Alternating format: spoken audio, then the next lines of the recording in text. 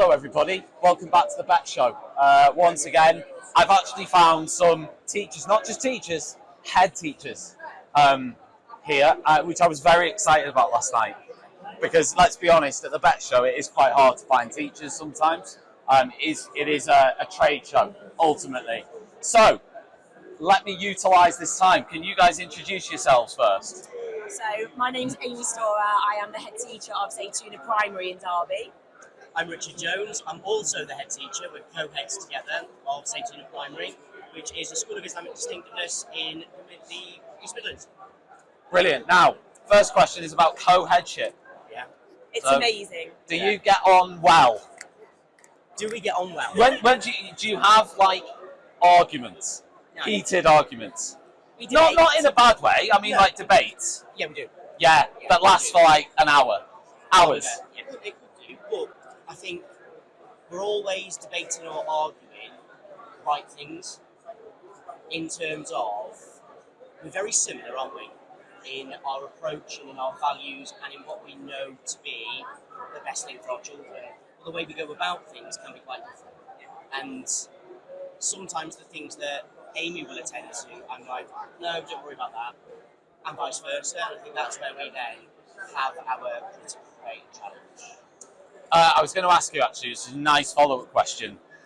And whoever answers this first is probably at a bit of an advantage. But what is your sort of pet peeve in people? Ooh, generally, Yeah, like your top pet peeve. my top pet peeve, okay, so that would be when there is a disconnect between what people say and what people do. Values again. So if you're going to say something, make sure you follow it up, follow through. And equally, if you know you can't do that, just don't say it in the first place.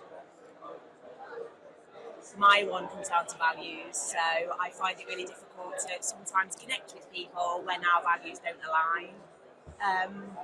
However, I also believe that we should think generously of people, and therefore we come from a position where we seek to understand. So we might disagree, but actually it's about understanding why we disagree and doing it in a kind way. Anything to add to that? I think you've been pretty succinct, but I felt like you wanted to add something. No, I agree with that. And you don't know what you don't know, and we're all learning, aren't we? So I think our job as head teachers is to make sure that we've got the right people in the right place at the right time, and that if there is that area of development that's needed, we've put the resources in place to make that happen. Again, leading on from that, you've co-head teachers at primary level. What's the biggest challenges at the moment for you as school leaders? Because there's been a lot of publicity, a lot of head teachers particularly have talked recently about the pressure they're under, whether it be funding pressures, whether it be Ofsted, whether it be whatever. I wondered, which ones are you sort of, yeah, that's a challenge for me, and which ones are you like, you know what, actually I saw that, but that's not actually really that much of a problem for me. So I think for us, and certainly over the last 4 years, it's around the level of funding that we receive at school. I think head teachers will always do the very best that we can with the money that we're given. However, that's sometimes difficult, and we're trying to create conditions where every single one of our children are able to be their very, very best. And we have got an incredible group of people working with us to help to achieve that.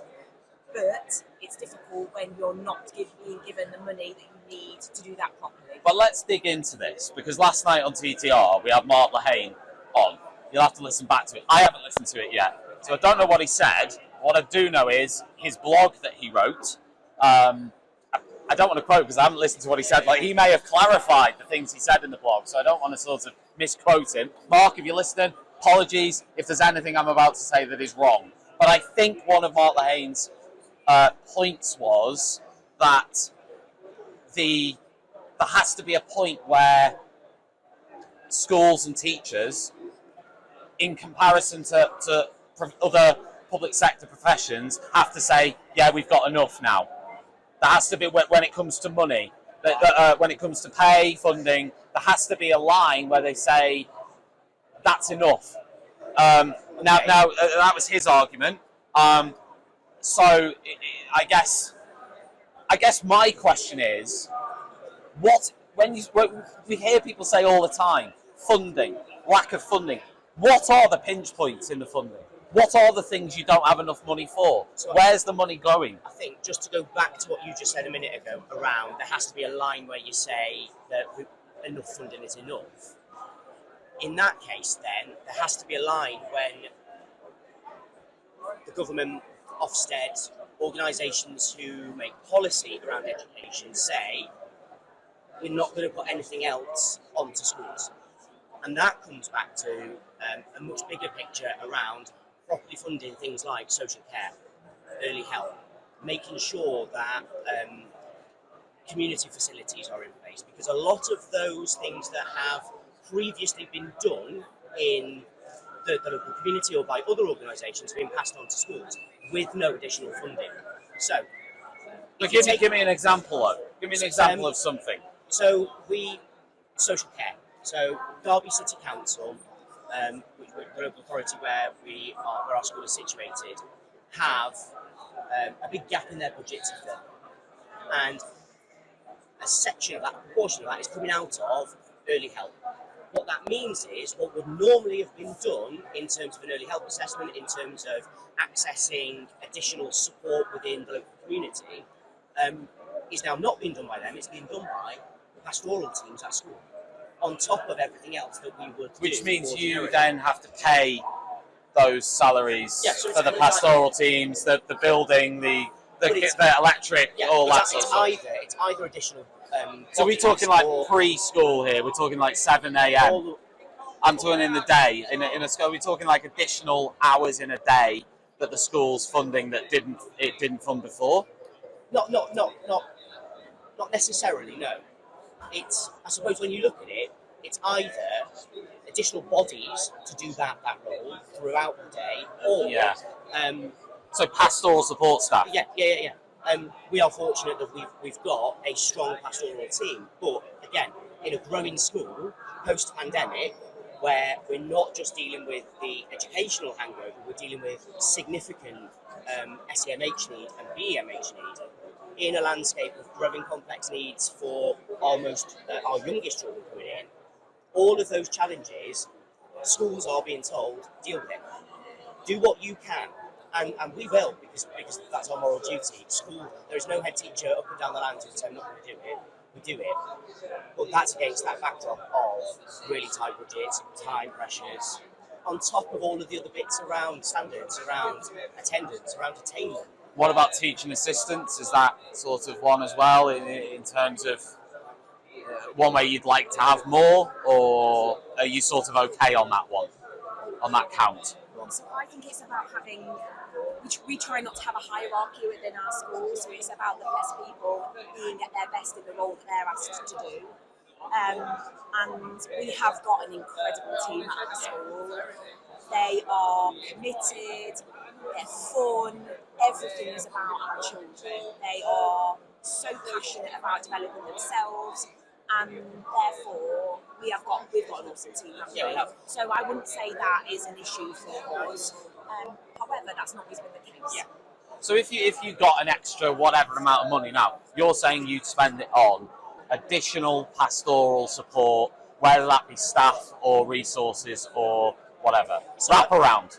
Is that what I'm asking? If you had extra money now, what you'd spend it on? Wraparound care is one of the biggest things. I think we need to be careful when we say extra money, because yes, there might be another lump sum that comes in that will backfill where we've taken it from already. So it's not Oh no, I know, So, yeah. I know, but I'm saying if the budget went up So every year now, Then- and you had extra money every year, not extra money, additional money yeah. every year, what you would spend it on? Staffing, that personal development and pastoral care are the biggest areas of need at the minute. Staffing is our biggest resource, but it's making sure, and I've said this several times, it's getting the right people in the right place. So although our staff team has grown, and we're very lucky in that we've got a really good network of support staff, their roles have changed because schools are being forced, almost if you like, to make decisions around whether you have a teaching and learning TA who supports with teaching and learning in the classroom, or whether they transition over to become more bespoke, one-to-one, send SEMH. So I think that's where the balance is tipped a bit, isn't it? So that's where I would address that balance. Got you. Okay. I mean, at the staff in the school, I mean, what are their concerns? Because you've said funding for you as the school leaders. Yeah. What are their challenges? I think it's not necessarily funding for them, although we are very open in how we communicate our budget and our budgetary decisions. For them, it comes back to the level of need that we are experiencing in classrooms. And it goes back to the point I made earlier around it's not just the academic need of closing the gap post-COVID, it is everything around social, emotional, mental health. I mean, do you sort of go along with the argument that the pandemic has sort of,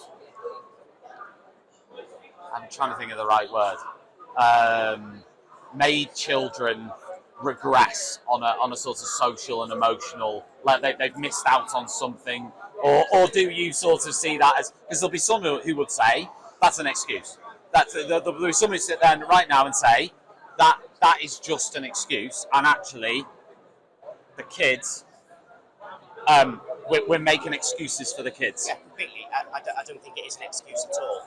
There's a growing body of research now that says children coming into, let's take early years for example, are not school ready. They are not at the stage. Well, there was someone actually last night saying that they've got kids coming into early years wearing nappies. Not able to do their coats up, not able to feed themselves. And so is that a sign of a parenting crisis? Because I don't know if we can put that all down to the pandemic. No, you can't. No, I'm not saying you can put it all down to the pandemic. But go back full circle to where I started. Where's the money in the local authority coming out of? Early help, community support, parental engagement, Sure Start. Those are the organisations that would have been there to support parents to get their children school ready. Now, you can't put it all at the doors of the parents, but parents do have a responsibility with that. Yeah. But if they're not getting the support that they need, it's just being passed along. And ultimately, it's landing at, well, you've got them for 6 hours a day, you see them for 5 days a week as a school, you need to take that responsibility. For a parent, though, I guess, when it's things like you've just said, I can't remember the examples you just gave, can't zip up a coat, can't, I don't know, things like that. Yeah. There's that argument that would say no amount of additional programs or funding should be needed for a parent to teach their child to zip a coat up. Should be needed, but that's not the situation we're in, is it? No. And we could say that, and we could keep banging that drum. I'm not going to do it, I'm not going to do it, I'm not going to do it. Yeah. Is that going to change the situation? No. So we can either bury our heads in the sand and say, I'm not going to give you any extra money because you should be doing it anyway, or actually recognise that we've got a situation that ultimately is affecting our children and our future generations and deal with it and put the support in place for parents, for communities, for families to be able to get their children school ready. School ready. But it's not just about being school Why ready. not? Yeah, that's it. Why wouldn't we, as a country, want to invest in our people? Why would we not want to do that? On a human nature, if we live our life by love and kindness and generosity, why wouldn't we want to help those people that need the help? I don't get why there needs to be any debate about this. There's a group of people that need help. Those of us that can, help. Like, that's pretty straightforward.